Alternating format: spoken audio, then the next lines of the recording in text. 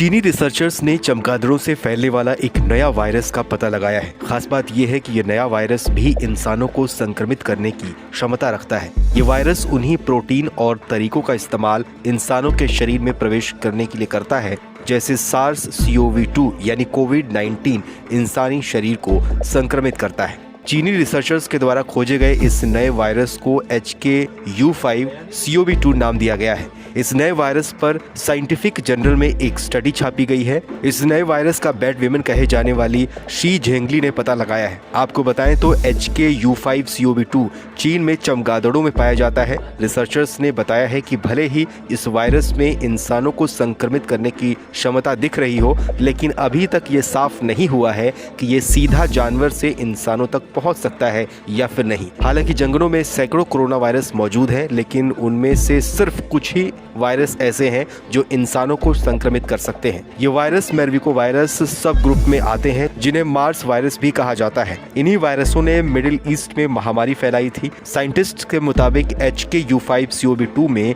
भी वही फीचर है जिससे वो इंसानी सेल्स में ACE2 प्रोटीन के जरिए घुस जाता है। लैब्स में किए गए टेस्ट में पाया गया है कि वायरस हाई ACE2 लेवल यानी इंसानी सेल्स को संक्रमित कर सकता है। खासकर ये इंसानी आंतों और सांस की नली को प्रभावित करता है। साथ ही रिसर्चर्स ने ऐसे मोनोक्लोनल एंटीबॉडी और एंटीवायरल दवाओं की भी पहचान कर ली है जो इस बैट वायरस को रोक सकती है। इस पूरे रिसर्च को लेकर वुहान यूनिवर्सिटी और वुहान इंस्टीट्यूट ऑफ वायरोलॉजी के साइंटिस्ट्स के साथ दोनों ने मिलकर काम किया है। खास बात यह है कि इस नए बैट वायरस का पता उसी रिसर्च सेंटर में लगाया गया है जहां से कोरोना वायरस फैला था, लेकिन चीन ने अब तक ये बात नहीं मानी है कि कोरोना वायरस कहां से फैला था। क्या ये उसी के शहर से निकला हुआ था या उसी लैब से निकला हुआ था, और ऐसे में कोरोना की उत्पत्ति अभी भी एक रहस्य बनी हुई है।